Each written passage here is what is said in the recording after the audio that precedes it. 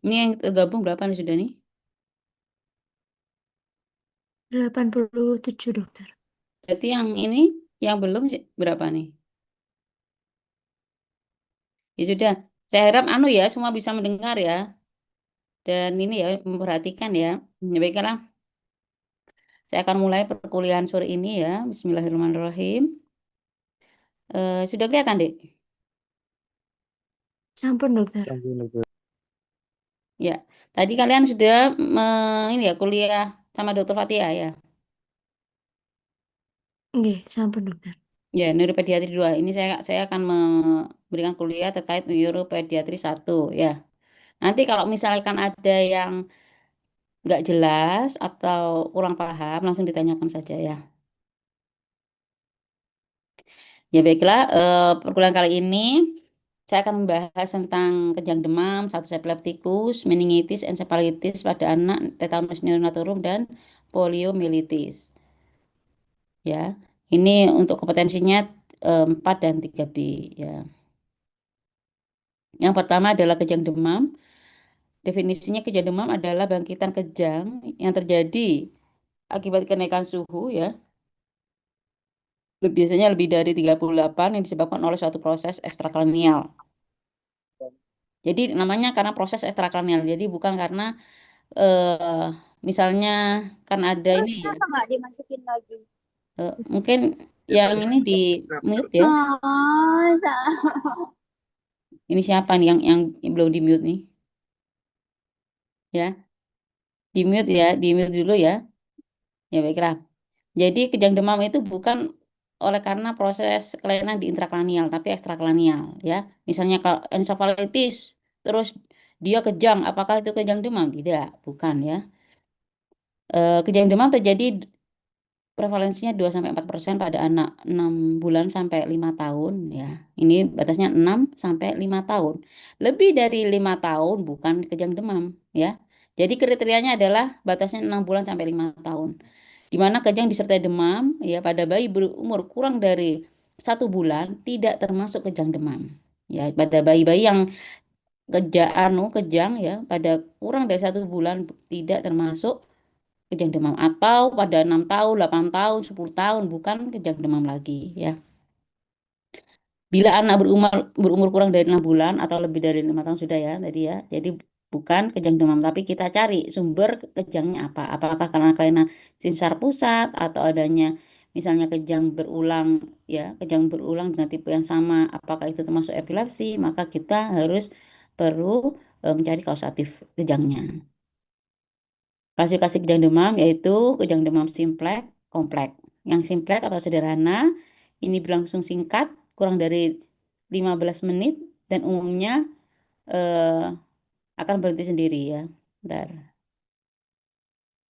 Kejang berbentuk umum ya, tonik atau klonik tanpa gerakan vokal dan tidak berulang dalam waktu 24 jam. Kejang demam simplex ini banyak yang terjadi ya, sekitar 80% dari kejang demam. Yang tipe kedua adalah yang kompleks.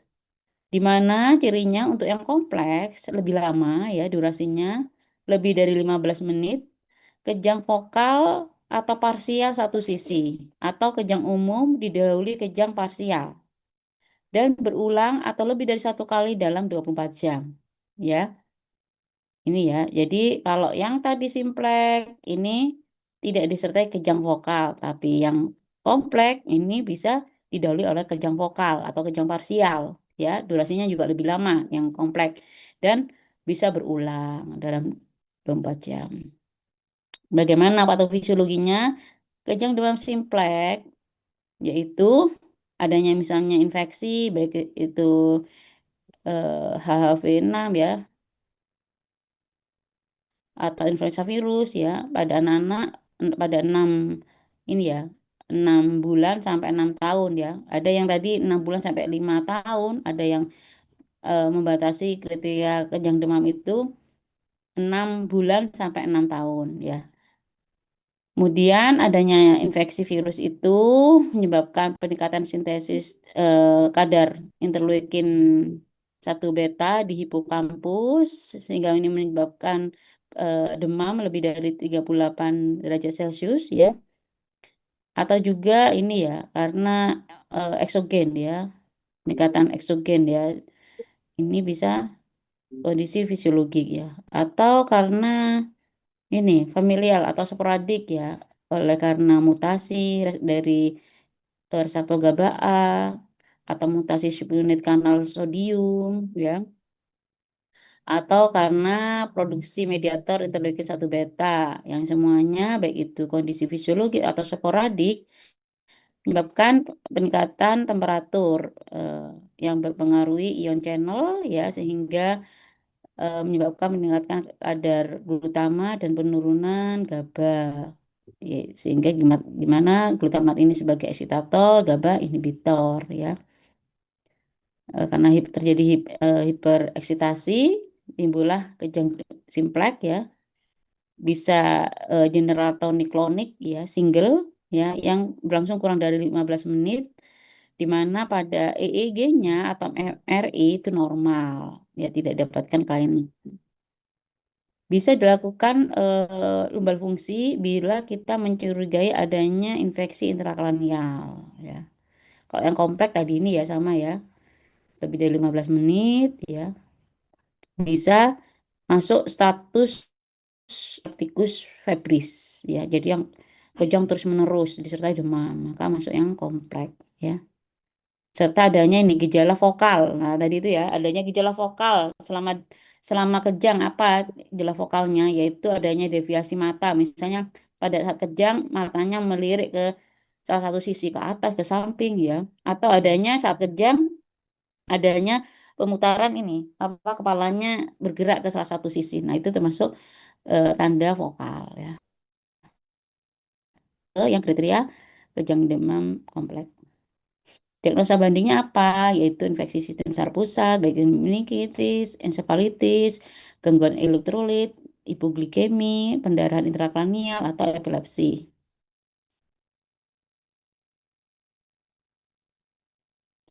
Untuk pemeriksaan penunjangnya ya, jadi pada kejang demam ini tidak rutin harus dilakukan pemeriksaan penunjang ya, kecuali kita mencurigai ada sumber infeksi sebagai penyebab demam ya. Jadi bisa kita cek ya elektrolitnya, kadar gula darahnya ya, darah lengkapnya ya. Untuk yang tapi biasanya untuk pemeriksaan penunjang ini sangat diperlukan pada yang kejang demam yang kompleks. Tapi untuk yang simpleks biasanya tidak memerlukan penunjang ya. Lambal fungsi demikian ya bila kita mencurigai adanya infeksi intrakranial atau meningitis ya. Atau lambal fungsi dianjurkan pada bayi kurang dari 12 bulan ya, bayi antara 12 sampai 18 bulan ya, atau bayi lebih dari 18 bulan tidak rutin ya. Ini ya bila dicurigai adanya infeksi ya, infeksi intrakranial. EEG tidak dapat memprediksi berulangnya kejang atau memperkirakan kemungkinan kejadian epilepsi pada kejang demam. Jadi walaupun di EEG-nya normal, apakah itu menunjukkan bahwa diprediksi tidak terjadi kejang atau benar-benar maka walaupun EEG-nya normal, tidak dapat memprediksi bahwa akan terjadi kejang berikutnya gitu ya. Jadi eh, kejang berulangnya kejang tidak tergantung pada EEG-nya. Jadi pemeriksaan ini dapat dilakukan pada kejang demam yang tidak khas ya, terutama yang pada kejang demam yang kompleks ya, atau pada anak lebih dari 6 tahun ya, atau pada kejang demam disertai tanda vokal tadi itu ya. Maka pemeriksaan EEG diperlukan.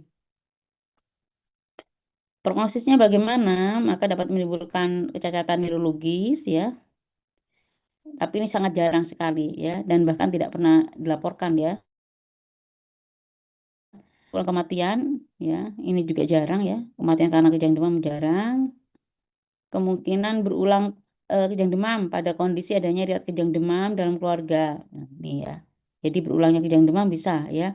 Apalagi ada ini ya, riwayat keluarganya juga bapak ibunya itu juga riwayat ada kejang demam saat kecil, maka bisa pada anaknya berulang kejang demamnya.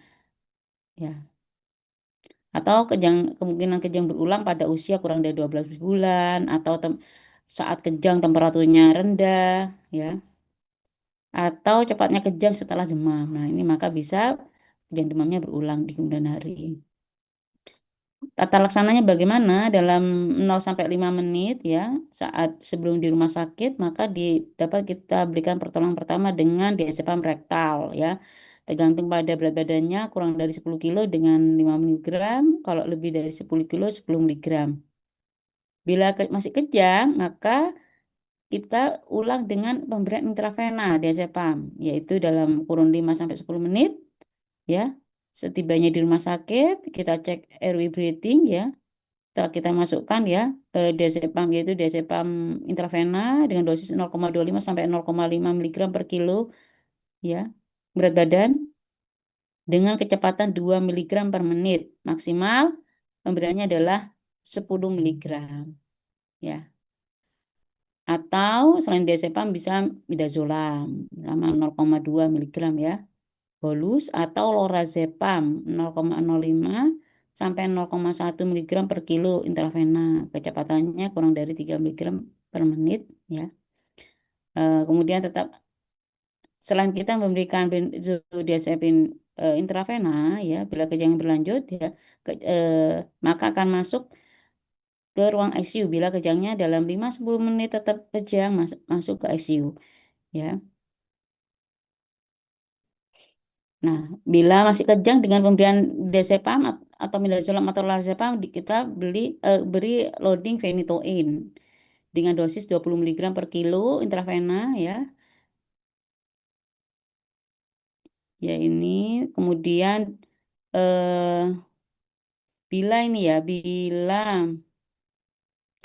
bila masih kejang maka dapat kita tambahkan fenobarbital ya. Kecepatannya bentar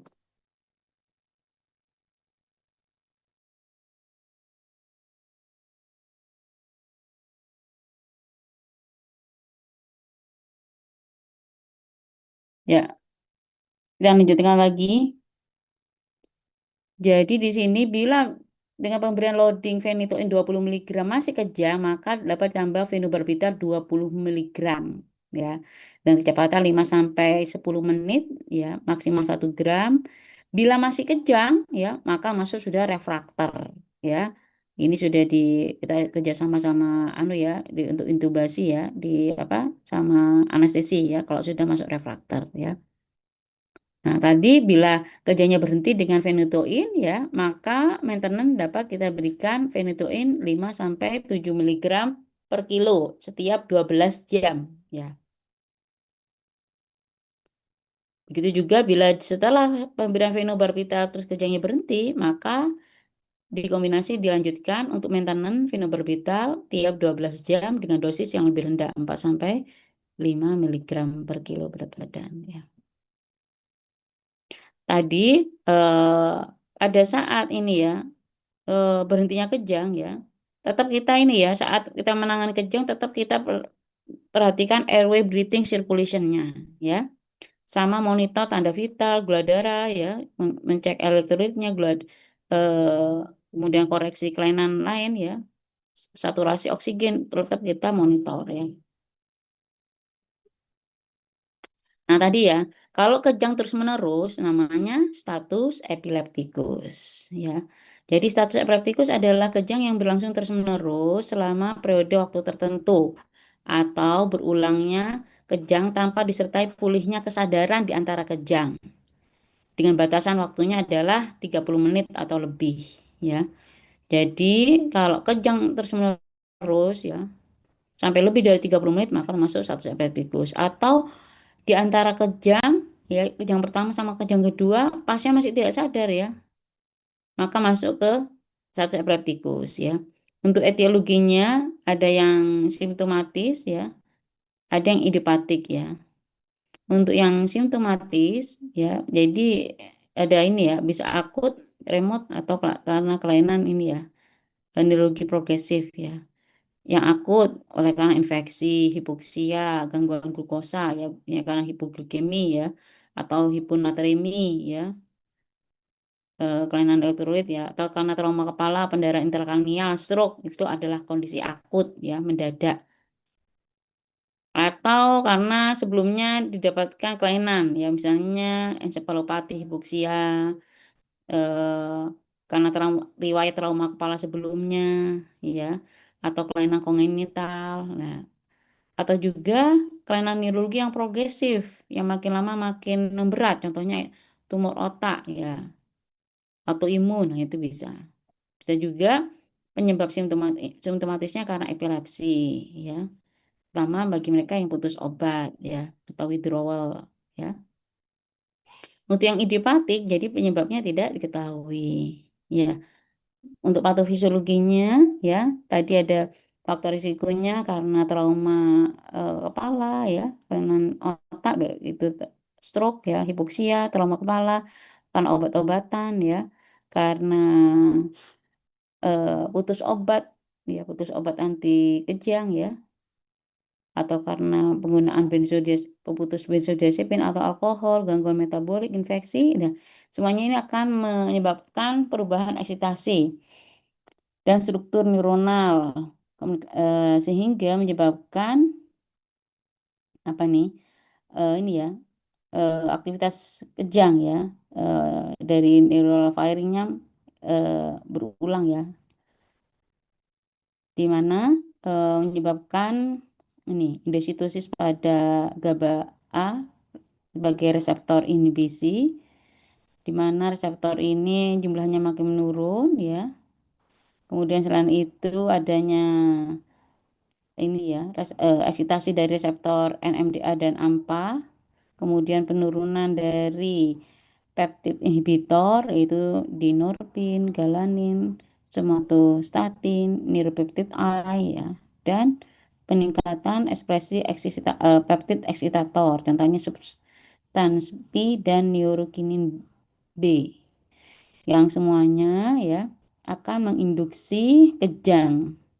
Oleh karena apa nih mekanisme inhibisinya, kegagalan mekanisme inhibisi ya yang terlibat pada kejang dan peningkatan eh, eksitatornya ya. Hal ini karena terus menerus ya menyebabkan status epileptikus. Ya ini ya. Jadi di sini progresif resisten to benzodiazepin ya. Jadi adanya resisten ya terhadap benzodiazepin ya. Bisa juga menyebabkan kejang yang berlangsung terus menerus ya. Nah, di sini kejang terus-menerus menyebabkan beberapa kelainan yaitu peningkatan glutamat, aktivasi NMDA, kemudian masuknya kalsium dalam neuron sehingga menyebabkan disfungsi mitokondria. Akhirnya disfungsi mitokondria ini menyebabkan peningkatan ROS ya dan bisa menyebabkan injury ya, kerusakan pada neuronal ya. Dan selain itu pada satu epileptikus akan meningkatkan otonom ya, di mana kejang yang lebih dari 30 menit ya oleh karena terjadi kegagalan mekanisme kompensasinya ya. Peningkatan otonom ditandai oleh apa? Hipertensi, hiperglikemi, peningkatan kardiak output dan peningkatan sekresi ya. Jadi tandanya biasanya kalau masih kejang pada pasien tidak sadar itu apa? Pada tensinya terjadi hipertensi ya. Selain itu, oleh karena kegagalan mekanisme kompensasi ini menyebabkan collapse circulation ya dan penurunan CBV ya. Nah, awalnya terjadi hipertensi, saat itu maka selanjutnya akan ini terjadi hipotensi dan hipoventilasi. Nah, ini hati-hati ini ya. Kalau ini adalah sebagai mekanisme kompensasinya. Kemudian kalau tidak ditangani maka akan terjadi hipotensi dan hipoventilasi. Nah, di sini ini ya. Adanya kontraksi otot yaitu menyebabkan ya kebutuhan energi ya melebihi yang diproduksi ya melalui ini ya fosforilasi oksidasi, kemudian terjadi glikolisis anaerob sehingga menyebabkan peningkatan asam laktat dan serum laktat akan meningkat. Juga akan dihasilkan panas badan, panas tubuh ya atau hiperperiksia bahkan bisa lebih dari 40 derajat Celcius. bisa menyebabkan injury pada miosit ya, sehingga terjadi rhabdomyolysis ya, dan peningkatan serum kreatinin kinase. Jadi di sini kalau dikatakan status epileptikus yang refraktor bila penanganan status epileptikus tidak berespon pada first line dan second line terapi ya. Nah ini first line dan second line ya. First line-nya, nah ini dari ini first line, yang ini yang baris kedua adalah second line. Yang first line dengan pemberian diazepam, dia tetap kejang. Kemudian second line ini IV ya tadi ya, diazepam, midazolam ya, dia masih kejang terus menerus ya. Kemudian kita berikan phenytoin ya atau phenobarbital ya, kejangnya berlanjut ya, maka masuk ke third line, yaitu sudah masuk ke refraktor, maka pemberiannya adalah sudah di ICU, yaitu pemberian midazolam, propofol, dan pentobarbital ya.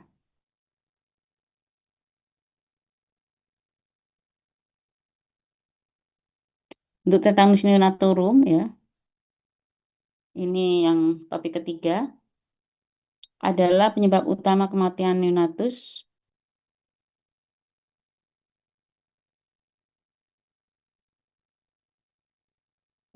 karena ini ya, asfiksia neonatorum, infeksi, dan karena berat badan lahir yang rendah.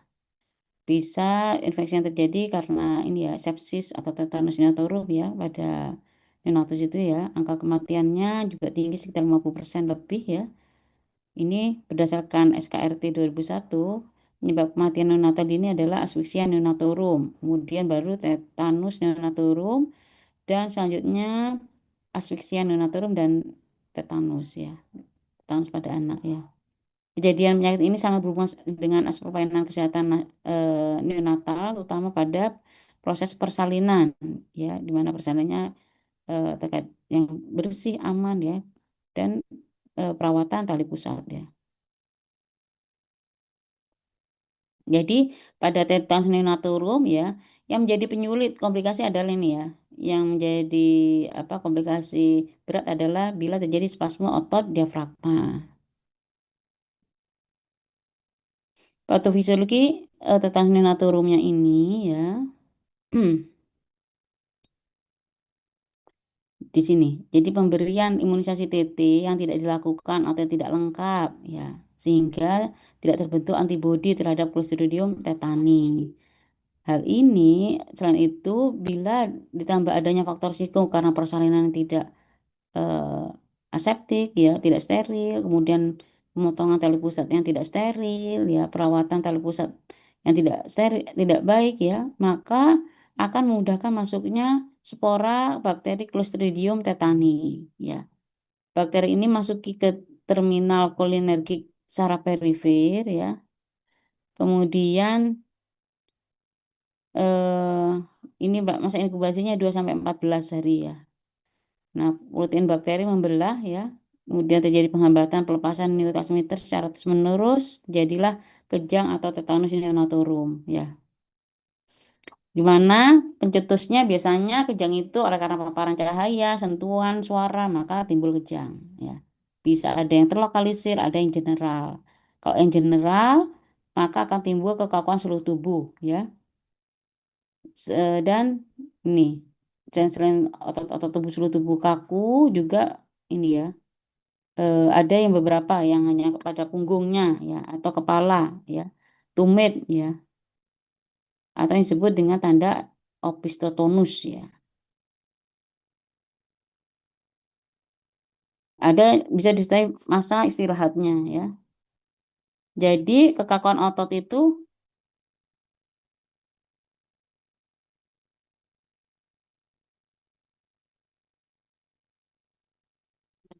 bentar ya. Loh.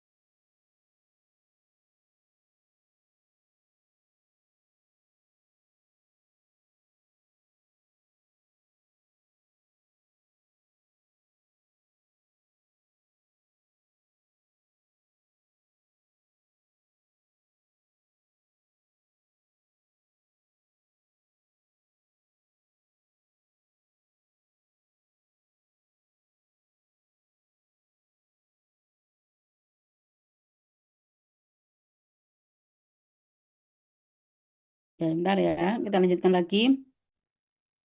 Jadi tata laksana untuk satu set pleptikus yaitu ya, ini kita pasang intravena ya, kemudian pemberian diazepam ya, untuk pemberian intravena 10 miligram per kilo per hari ya. Kemudian eh, ini dengan bolus intravena setiap 3 sampai 6 jam ya, maksimum 40 miligram per kilo per hari. Bila intravena tidak terpasang, maka ini ya kita pasang pipa lambung atau berikan diazepam melalui pipa atau rektum. Dan dapat ditambah dengan dosis 10 miligram per kilo tiap 6 jam. Eh, Bentar, ini kok salah? Maaf, maaf, ini astagfirullahaladzim. Maaf ya, entar, ini kok salah, salah, salah. Nah, nah, ini ya. Tadi ini ya, sampai ini ya, kita ya. Nah, tadi itu yang kontraksi otot ya. Ini kan belum selesai ya. Jadi kontraksi otot itu bisa localize ya, bisa general tadi ya. Yang general bisa mengenai otot muka, otot rongga dada, perut, pinggang, dan otot paha.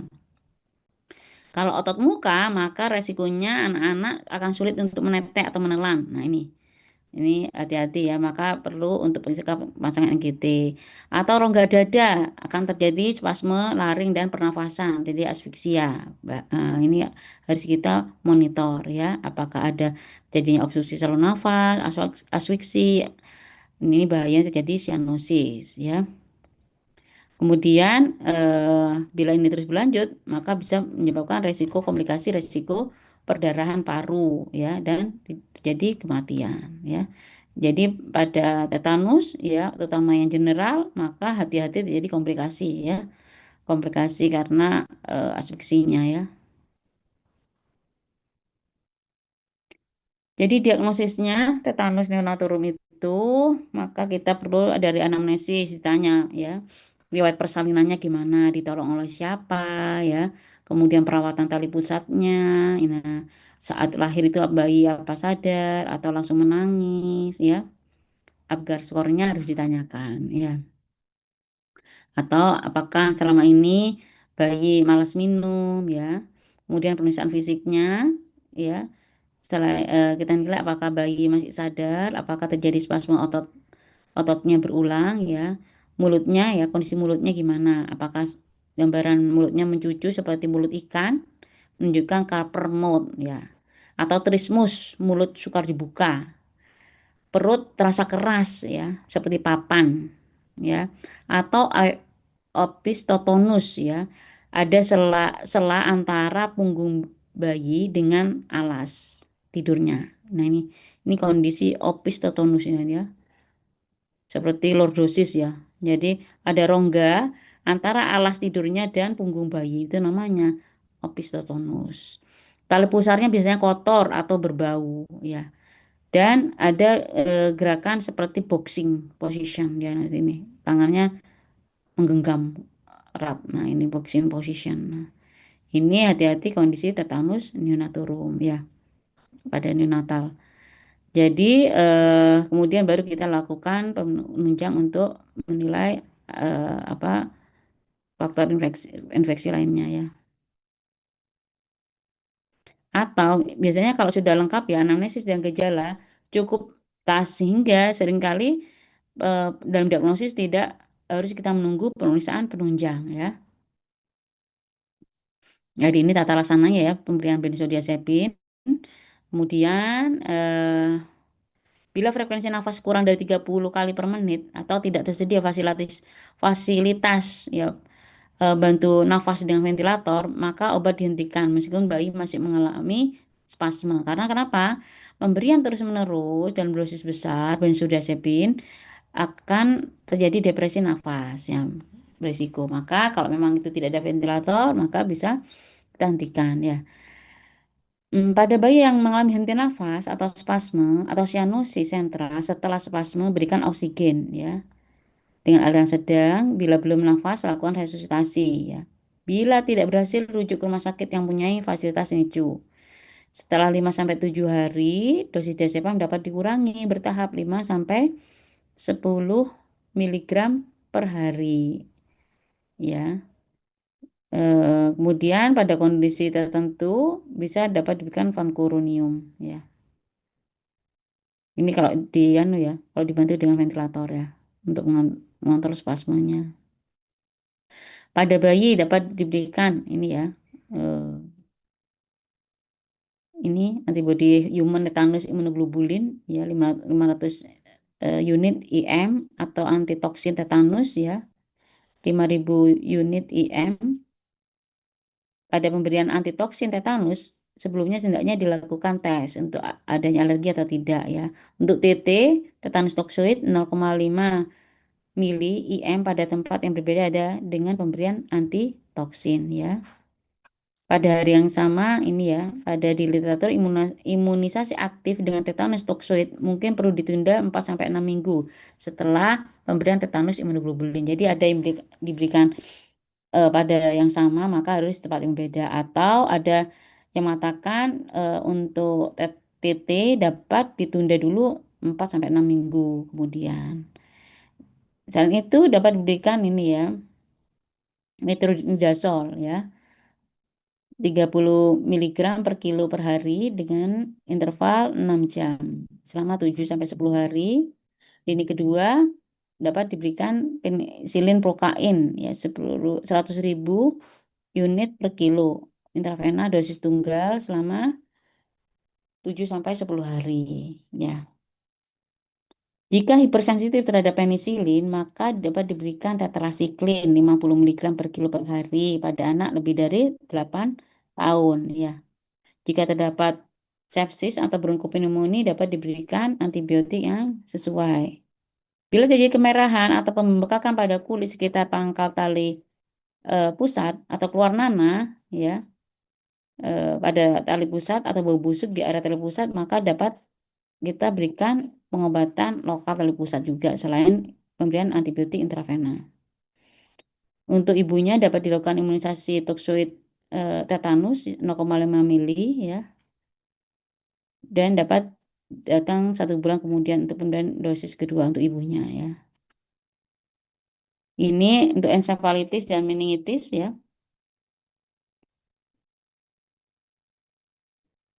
Ensefalitis yaitu infeksi jaringan otak yang disebabkan oleh berbagai macam mikroorganisme baik itu virus, bakteri, jamur maupun protozoa. Mortalitasnya sekitar 35 sampai 50% dengan gejala sisa ya. Menyebabkan gejala sisa 20 sampai 40%. Penyebab tersering adalah herpes simplex atau varicella. Ini herpes simplex virus eh, HSV1 lokasinya biasanya menyebabkan kelainan di ini ya eh, frontal basal, kemudian lobus temporal mesial ya yang tampak pada MRI ya. Kemudian untuk yang ini ya meningoencephalitis hemoragik ya. Ini banyak terjadi lebih dari 50% kasus ya. Ini pada usia 20 tahun ya dan 30% pada meningoencephalitis 30%-nya yaitu tipe meningoencephalitis neonatal ya. Kemudian yang HSV2 ini terutama pada neonatal panencephalitis, adult aseptic meningitis, robencephalitis atau ascending myelitis atau pada kondisi orang-orang dewasa dengan imunocompromised ya.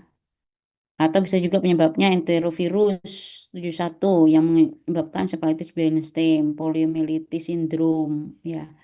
Atau encephalitis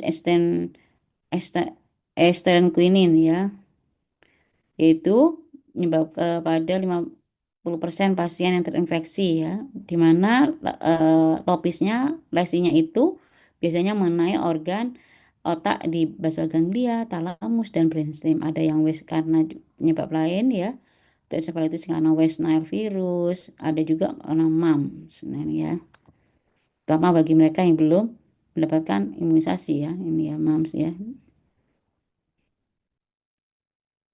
Patofisiologi encephalitis gimana? Jadi adanya infeksi ya, infeksi baik infeksi virus menyebabkan encephalitis ya terjadi infeksi sistemik ya produksi mediator sitokin proinflamasi ya, kemokin ya, juga melibatkan sistem imun, jadi inflamasi ya pada parenkim otak ya. Infeksi virus itu juga langsung bisa menyebabkan invasi langsung ya pada parenkim otak atau adanya ikatan auto antibodi pada eh, target antigen pada otak ya. Sehingga terjadi ini ya produksi autoantibodi, modulasi protein pada otak sehingga timbul ini juga mencetuskan inflamasi pada parenkim otak terutama pada ini ya parenkimnya ya. Kalau encephalitis encephalon ya atau parenkim ya. Diagnosisnya yaitu baik dari anamnesis maupun pemeriksaan fisik, adanya demam tinggi yang mendadak, sering disertai hiperpireksia, penurunan kesadaran yang cepat pada anak yang agak besar, sering mengeluh nyeri kepala. Kemudian ensefalopati, ya kesadarannya mulai menurun, disertai kejang, ya. Kejangnya baik umum ataupun vokal, ya. Dapat juga terjadi status convulsion atau status konvulsi, ya. Status konvulsi itu artinya gerakan kejang motorik yang terus-menerus, ya. Dapat ditemukan baik sejak awal ataupun ini ya dengan ini berlangsungnya penyakit ya berlangsungnya perjalanan penyakitnya ya. Pemeriksaan fisiknya ada hiperpereksia, kesadaran menurun hingga koma, kejang, bahkan ada status convulsion ya. Adanya peningkatan TIK ya, bisa disertai gejala UMN ya, refleks, refleks patologis positif, adanya klonus, adanya spastik. Coba saya tanya, sebutkan contoh refleks patologis. Ini daripada saya ngantuk nih ya. Contoh refleks patologi itu apa yuk? Apakah masih ingat atau sudah lupa ini? Apa ya? Mungkin refleks Babinski, dokter. Refleks Babinski, apalagi Mungkin cadoks, dokter. cadok, apalagi Hoffman sama Tromler, dokter. hormon Tromler, apalagi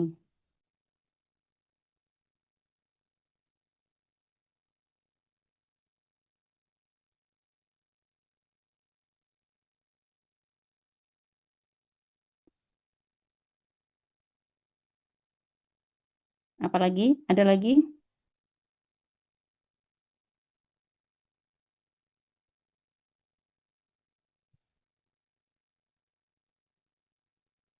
Kalau Babinski itu responnya gimana biasanya?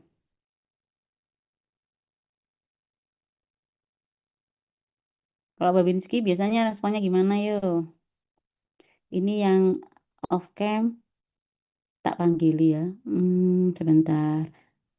Mana tadi Rianto? Mana tadi Rianto ya? Tak panggili. Kalau yang anu nih, yang off cam tak panggili biar menjawab.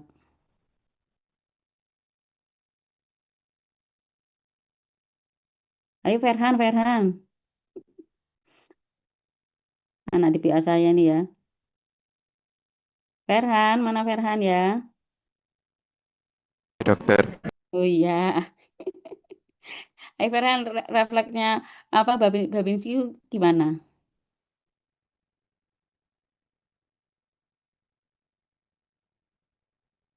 Babinski itu gimana sih refleksnya tuh? Itu di kaki dokter di tungkainya. Nanti pakai jarum gitu. Terus nanti ada refleks dari jempolnya itu, dokter. Jempolnya gimana?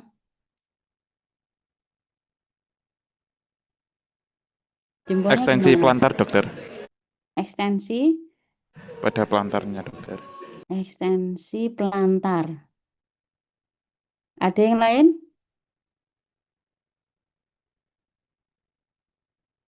Kamu mau pakai jarum, bener nggak? Coba kamu lakukan nanti. Pakai ini, dok. Pakai ujungnya hammer itu, loh, dok. Ujungnya hammer. Bener, anu ya, apa goresannya tuh dari mana sih goresnya? Goresnya tuh dari mana? Arahnya, arahnya dari mana? Yang di kamu yang digores itu yang ini apa? Arah mana yang telapak kakinya itu? Izin menjawab dokter. Mungkin dari, Pak Rianto nih ya. nggih dokter. Dari Mm-mm. tumit dokter, dari tumit kaki itu ke arah Mm-mm. atas diarahin ke jari kelingking dokter. Ke atas ke kelingking, terus dari kelingking ke Eh, dari kelingking terus diarahkan secara horizontal ke arah jempol. jempol. Responnya Responnya harusnya terbuka gitu dokter. Apa ya? Kalau positif itu dia kayak melebar gitu dokter, membuka jari-jarinya itu membuka gitu dokter. jajannya membuka atau Nggih dokter. namanya apa namanya? Eh,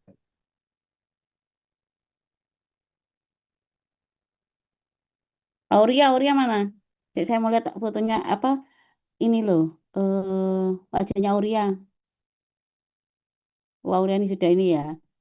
Hadir, Tampilan dokter. ya. Auria gimana responnya Babinski?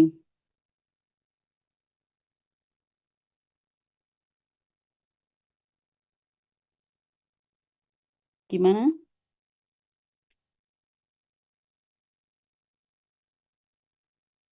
Jarinya naik, dokter.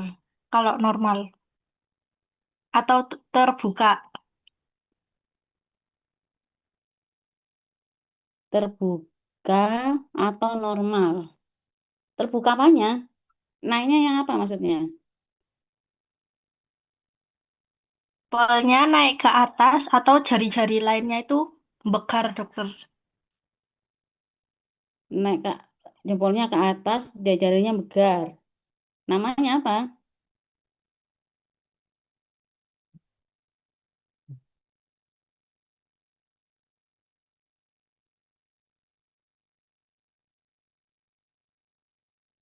izin menjawab lagi dokter Izin jawab, Dorso. dokter. Siapa yang mau jawab ini?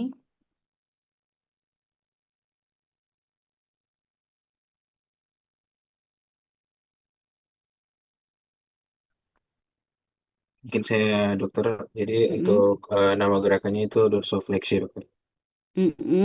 Dorsofleksi apa? Jadi yang mana? Dorsofleksi untuk jari jempolnya dokter. Dorsofleksi kan dorsum. Kalau kalian tuh kalau lupa dorsum itu tuh loh yang bagian punggung kaki itu namanya dorsum. Dorsofleksi. Ya. Berarti kan fleksi itu kan nekuk, itu namanya fleksi. Semua yang nekuk-nekuk itu namanya fleksi. Tinggal nekuknya mau kemana? Plantar fleksi atau dorsofleksi. Kalau plantar fleksi itu ke bawah ke telapak kaki, dorsofleksi ke atas ya. Itu namanya dorsifleksi ibu jari atau jari lainnya apa yang megar itu namanya apa, Fai? Apa? Running ya. Ya. Ini ini anu ya, apa? Kalian kan belum anu ya masuk neuropatologi apa neurologi patologi belum ya? Belum, dokter. Nah, ini makanya nanti pada waktu neuropatologi saya ulang lagi pemeriksaan neurologi A sampai Z ini karena banyak lupanya ini ya. Ya wis, kita lanjutkan lagi ya. Nah, kalau klonus ini tanda oh ya sudah nih ya, tanda UMN ya. Ini hiperrefleks. Nah, hiperrefleks itu maksudnya apa? Peningkatan dari refleks apa?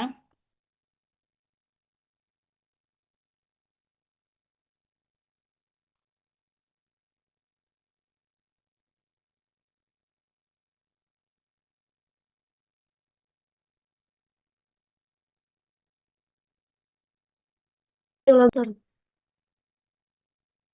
Kenapa? Halo? Eh, Kalau untuk hiperrefleks mungkin lebih ke peningkatan refleks fisiologisnya, dokter. Iya, namanya hiperrefleks. Jadi refleks fisiologisnya yang meningkat. Refleks fisiologis apa saja? Coba ada yang ini yang bisa menyebutkan?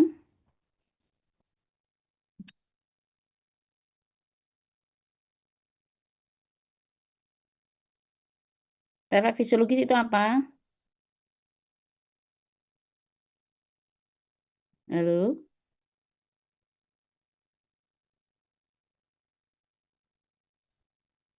Refleks fisiologis apa? Ada yang ingat? Izin dokter untuk refleks fisiologis itu yang mungkin kayak patella, bicep, tricep itu enggak dokter? Iya. Alhamdulillah ada yang masih ingat ya. Itu dah. Kita lanjut ya. Nah, ini guideline-nya ya. Guideline dari ensefalitis ya. Nah, kita nilai ABCD-nya ya. Kemudian cek glukosanya ya. Kemudian ini ya, ada tidak kontraindikasi untuk dilakukan lumbal fungsi ya. Bila tidak ada kontraindikasi, maka kita lakukan lumbal fungsi untuk apa? Sebagai diagnosa gold standarnya ya, kita lihat apakah ada eh, ini melihat tanda-tanda hasil dari analisis cairan seribu spinalnya ya. Bila ada kontraindikasi lumbal fungsi, misalnya ada kelainan massa di intrakranial ya, maka tidak boleh atau ada abses intrakranial, maka tidak boleh dilakukan lumbal fungsi ya. Atau misalnya ini kontraindikasi ya, ada lateralisasi. Nah, ini harus lateralisasinya karena apa ya? Kalau memang itu karena ada kelainan ini ya, apa massa di intrakranial, maka tidak boleh dilakukan lumbal fungsi. Kalau tidak ada, maka kita lakukan lumbal fungsi ya. Kita cari analisis serbospinalnya, ada tidak ini tanda-tanda infeksi ya. Bila mendukung adanya infeksi virus, maka langsung kita berikan asiklovir intravena ya. Kemudian dapat kita juga di ini ya, apa neuroimaging if not yet perform ya. Ini ya, jadi tidak ini ya tidak bisa dilakukan kalau dalam kurang dari 24 sampai 8 jam karena kalau MRI itu kan tidak bisa anu ya, tidak bisa emergensi ya karena butuh waktu ya. Jadi di sini asiklovirnya dapat pada eh, kondisi yang imunokompromis ini dapat diberikan 21 hari. Bila tidak kondisi imunokompromis ya dapat 14 hari ya. Diberikan 14 hari ya. Kemudian dapat diulangi LP ada untuk analisis CSF-nya ada perbaikan tidak ya untuk infeksinya. Bagaimana analisis cairan cerebrospinalnya ini ya? Tekanannya ya saat kita melakukan LP tekanannya bagaimana tinggi normal ya kemudian warna cairan cerebrospinalnya dilihat jernih berkabut atau ini ya apa gini agak jernih ya atau cloudy yellow nah ini karena tuberkulosis biasanya karena anu ya eh, berkabut atau yellow ya kalau karena fungal biasanya jernih atau cloudy ya selnya normalnya kurang dari 5 ya. Kalau bakteri banyak ya sampai lebih dari 1.000 ya. Bahkan ini berapa nih? 50.000 ya. 100 sampai 50.000. Kalau virus 50 sampai 1.000. Kalau tuberkulosis kurang dari 500 ya. Kalau jamur 0 sampai 1.000 ya. Ininya. Kemudian ini selnya ini limfosit, neutrofil, limfosit dan limfosit ya. Jadi kalau dominan ya. Kalau pada bakteri, selnya yang dominan adalah PMN ya. Kalau yang lainnya virus tuberkulosis itu adalah MN ya. Nah, kemudian glukosanya normalnya 50 sampai ini perbandingan nah ya. Perbandingan glukosa serbospinal sama glukosa plasma. Ini 50 sampai 66% ya. Kalau bakteri ini rendah kurang dari 40%, virus normal ya. Tuberkulosis juga lebih rendah ya. Kemudian proteinnya. Nah, protein kurang dari 0,45 ya. Kalau yang bakteri lebih dari 1 ya. Kalau ini apa? Jamur 0,2 sampai 5 ya. Jadi biasanya rata-rata intinya gini. Ada pada semua infeksi akan ada peningkatan sel, tergantung selnya apa ya. Kemudian ada penurunan glukosa. Ya, pada semua infeksi intrakranial akan terjadi penurunan glukosa. Tetapi pada khusus pada infeksi virus maka bisa normal gitu ya. Ini berbeda dengan GBS. Ya tadi kan sudah ada kuliah GBS tadi ya. Halo. Campur dokter. Karena tadi sudah diajarin apa disosiasi sitoalbumin ya. Nggih, Disosiasi sampun. sitoalbumin tadi sudah mendengar atau gimana yang pada waktu GBS loh. Pada CSF-nya kan didapatkan disosiasi sitoalbumin. Apa itu? Berarti adanya apa? Disosiasi sitoalbumin. Karena ini berkaitan dengan interpretasi CSF-nya. Dengar atau tidak tahu? Atau bagaimana? Dari berapa orang ini? Halo?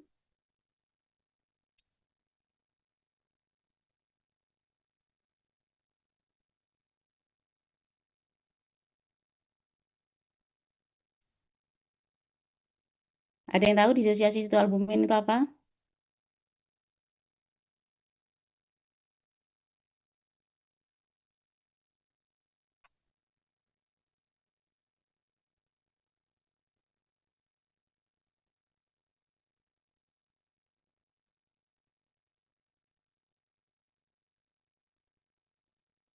Nggak tahu deh. Halo? Nggak ada yang tahu tadi. Tadi kan Dokter Fatia kan sudah ngasih tentang GBS ya. Saya hanya merecall kalian tuh tadi paham nggak dengan ini istilah disosiasi itu albumin? Karena itu terkait dengan CSF. Ada yang ini yang menjawab atau saya yang menunjuk coba sih? Ada yang bantu atau siapa yo? Sebelum saya menunjuk. Soalnya kan barusan berapa menit, berapa jam yang lalu. Izin menjawab dokter. Gimana? Mungkin eh, peningkatan kadar protein itu dokter, tapi tanpa adanya peningkatan sel. Ya. Jadi kalau ini ya, apa tuh kalau pada infeksi ya, proteinnya tuh meningkat ya. Loh ini kan ya, ya. Normalnya kan 0,45. Lah coba di bakteri lebih dari 1. Kemudian virus lebih 0,5 sampai 1 juga meningkat. TBC ya, juga 1 sampai 5. Fungal juga gitu ya sampai 5. Semuanya meningkat proteinnya. Nah, tinggal kalau pada autoimun, pada GBS, yang seharusnya pada semua infeksi itu selnya meningkat, selnya itu normal. Makanya namanya disosiasi sitoalbumin antara sel dan protein itu berbeda ya. Adanya apa eh, peningkatan ini apa tadi? Peningkatan protein tanpa adanya peningkatan sel ya. Itu ya.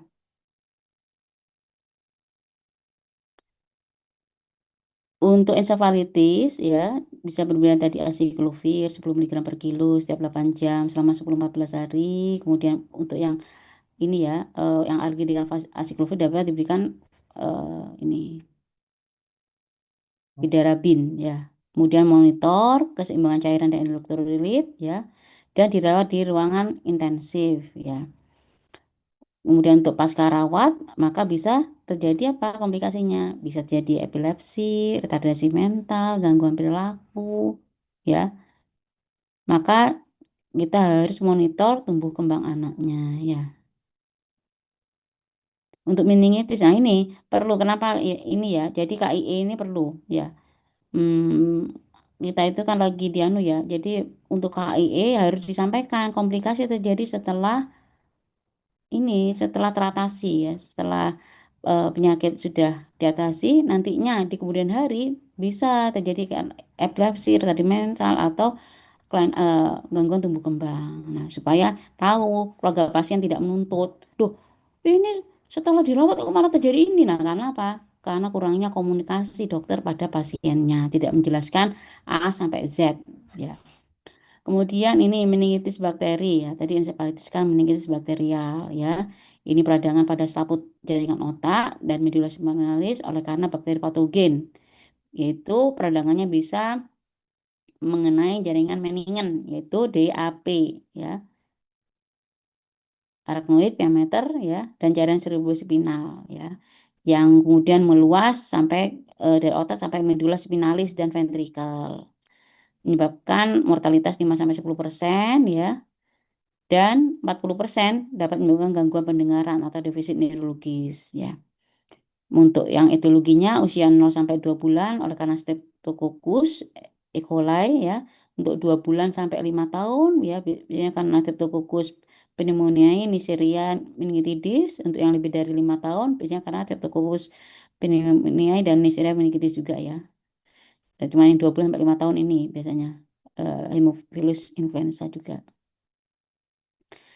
Patogenesisnya sama ini ya, oleh karena misalnya imunokompromis ya karena penggunaan kortikosteroid, HIV ya atau pada pasien terinfeksi ya karena ini ya tertular ya atau karena daerah endemik ya sehingga menyebabkan kolonisasi ya bakterial ya baik itu oleh karena bakteri Streptococcus pneumonia, meningitis, Haemophilus influenza ya. Ini bakteri menyebabkan masuk ke dalam tubuh melalui mekanisme ini ya ada yang invasi pada permukaan mukosa contohnya traktus respiratori kemudian menyebar hematogen atau menyebar dari parameningeal fokus yaitu contohnya melalui otitis media ya karena infeksi di telinga ya karena otitis media karena sinusitis nah itu bisa atau ini penetrating ya apa karena trauma kepala ya atau karena adanya defek anatomik pada meningen ya atau karena prosedur operasi maka hal ini akan menyebabkan masuknya kuman bakteri ke dalam sistem saraf pusat ya akan berkoloni ya di daerah meningen ya timbul eh, meningitis bakterial ini DD-nya ya bisa dibaca sendiri ya DD dari meningitis bakteri nah nih jadi di sini alur diagnosisnya ya,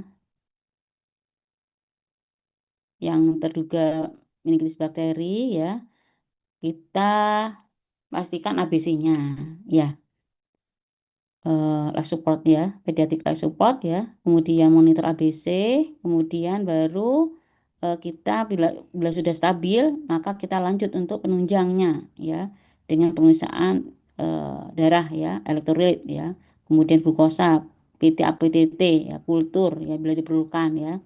Kemudian cari riwayat ininya, faktor predisposisinya, adakah riwayat trauma, riwayat ini ya, operasi sebelumnya, atau ada lesi space occupying lesion tidak ya, ada dugaan tumor otak tidak ya, ada tidaknya papil edim, ada tidaknya neurologis vokal. Ini dilakukan bila ABC-nya sudah stabil. Kalau ABC-nya tidak stabil, kamu jangan jangan ini evaluasi ini. Jadi stabilkan ABC-nya dulu. Ya baru kemudian dilakukan pemeriksaan lanjutan. Bila tidak ada ini pemeriksaannya normal ya, pemeriksaan fisiknya normal, kita lihat penunjangnya ya dengan lakukan ini apa lumbal fungsi. Ya dilihat glukosanya, protein ya atau juga bisa kita lakukan kultur dari cairan cerebrospinal ya maka kita dapat lakukan ini tata laksana empiris. Jadi empiris adalah pemberian antibiotik empiris tidak menunggu hasil kultur selesai. Tapi kalau memang itu diduga adanya infeksi, ya berdasarkan epidemiologi rata-rata ya, maka kita berikan ini ya, sifutaxim, vancomycin ya, bisa dexamethasone ya untuk mengurangi edemanya ya. Eh, dan kita atasi ini kondisi lain, ada tidak hipoglikemi, kelainan elektrolit, ya, asidosis ya. Ini sambil menunggu hasil kultur. Kalau sudah ada kultur sudah dapat ada, maka kita sesuaikan antibiotik sesuai dengan hasil kulturnya ya. Ini sama ya. Jadi di sini ya, ini ya, CT scan ya. CT scan bila ini ya, bila normal maka kita lakukan dengan LP ya.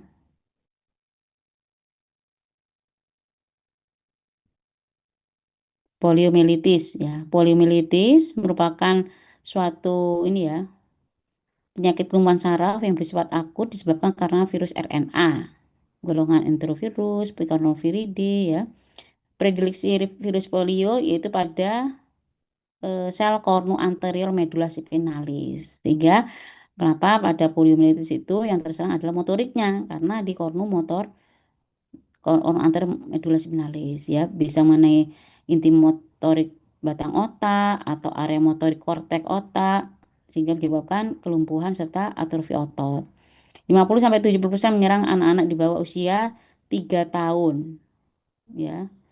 Pernah juga pada neonatal. Penularan tersering secara infeksi droplet ya dari saliva atau tinja penderita yang infeksius. Faktor yang mengaruhi adalah sanitasi dan higien lingkungan yang buruk. Jadi di sini ya virus penyebarannya ya, virus yang masuk lewat tonsil ya, pipets ya. Ini pipets ini kalau melalui feses ya. Kemudian sekresinya akan ini ya, tonsil, kemudian ke limfonod ya, servikal, kemudian ke aliran darah. Itu juga kalau lewat pencernaan ya. Pencernaan ya, kemudian lewat usus ini akan ke limfonod mesenterikum ya, ke aliran darah ya.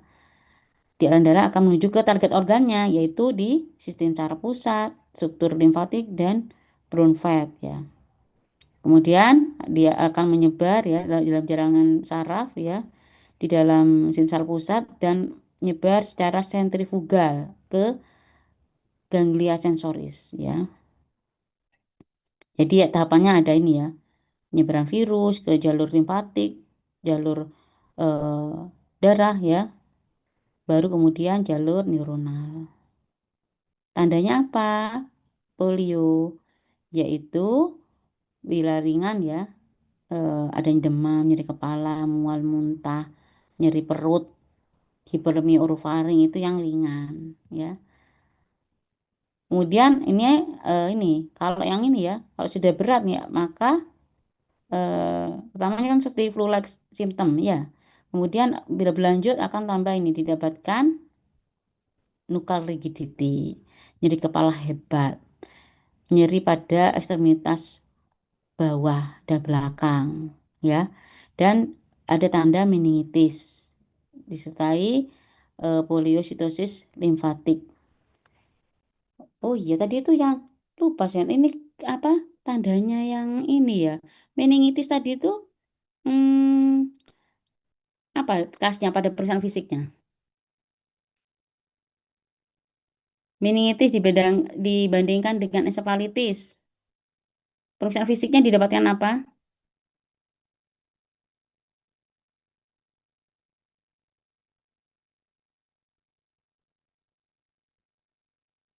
Didapatkan apa? Kalau ini pada meningitis, pemeriksaan fisiknya khasnya didapatkan.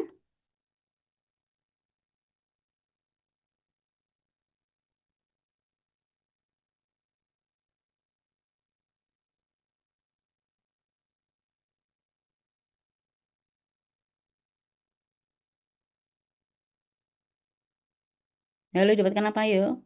Meningitis. Mungkin kaku kutub dokter. Kaku kudu itu apa aja?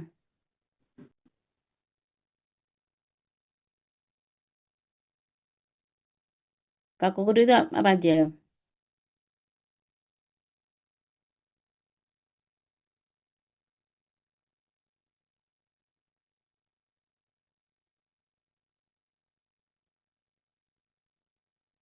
Kakudo itu apa aja, Dek?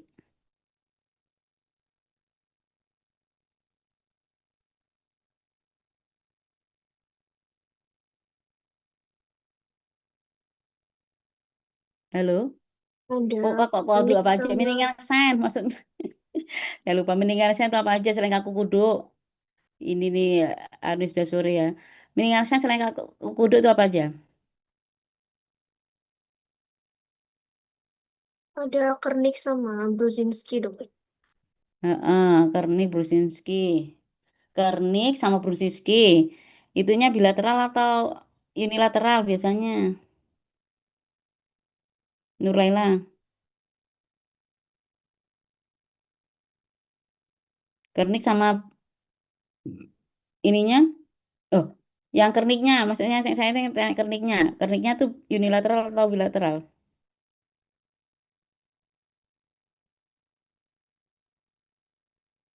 Bilateral. Kalau Brusinski itu ada berapa sih?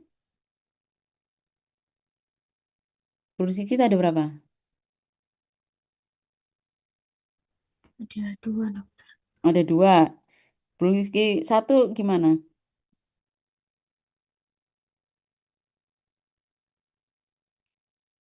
Kalau Brusinski satu biasanya apa? Tuh, kok lupa semua? Gimana? Saat Ya, kaku duduk disertai apa? Saat kaku duduk disertai lututnya ikut Heeh. fleksi. Apa? Syahla? Lututnya ikut apa? Fleksi tertekuk. Kedua lutut ikut fleksi. Ya, itu khas pada meningitis yang membedakan ensefalitis. Kalau ensefalitis tidak ada meningeal sign, ya tidak ada kakudo ya. Jadi pada ini poliomyelitis bisa disertai ini ya, ini meningitis ya, adanya meningitis ya. Kemudian untuk yang paralisis ya, ini yang ini yang non paralisis ya, tidak menyebabkan kelumpuhan. Yang paralisis poliomyelitis bisa disertai ini, yaitu ini ya menyebarnya ya, eh, ada area motor neuron, kemudian sehingga timbul kelumpuhan ya pada motor neuron, motorik beberapa motorik area ekstremitasnya mengalami kelumpuhan asimetris ya, hilangnya fungsi otot tergantung dari kelompok otot yang terkena dan adanya atrofi otot ya. Diagnosisnya yaitu isolasi virus atau tinja ya, kemudian kultur ya, baik dari tenggorokan, swab atau cairan cerebrospinal atau kultur darah dan pemeriksaan titer antibodi serta untuk yang ini ya aseptik bisa menyebabkan meningitis ya, ini hanya 1% ya, maka perlu pemeriksaan analisis cerebrospinal ya. Ini diagnosa banding ya. Poliomyelitis kan menyebabkan kelumpuhan, untuk yang terutama yang kelumpuhan, maka kita bandingkan dengan myelitis transversalis ya. GBS kan juga menyebabkan kelumpuhan ya. Kemudian juga bisa dibandingkan dengan ini traumatic neuritis. Nah, ini kalian nanti bisa membaca sendiri ya. Pertama ininya ya. Apa paralisisnya, tipe paralisisnya.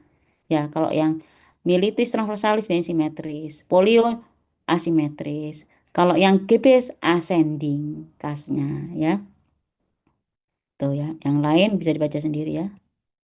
Tata laksananya dengan pemberian imunisasi ya, vaksin polio, kemudian terapi suportif ya. Jadi terapi suportif ini dengan ini ya, tergantung ini ya, keluhannya apa ya untuk menurunkan progresivitasnya ya. Kemudian tracheostomi atau intubasi bila ada gangguan pernapasan, fisioterapi yaitu setelah post paralisis ya. Kemudian dan pada imunodefisiensi dan tidak imunisasi adalah resiko penyebab poliomyelitis. Jadi pada anak-anak yang tidak menjalani imunisasi atau imunodefisiensi maka resiko untuk politisnya menjadi tinggi. Nah, udah selesai ternyata ya. Jadi selamat belajar ya. Jadi saya harap kalian ilmu-ilmu neurosensori 1, 2 jangan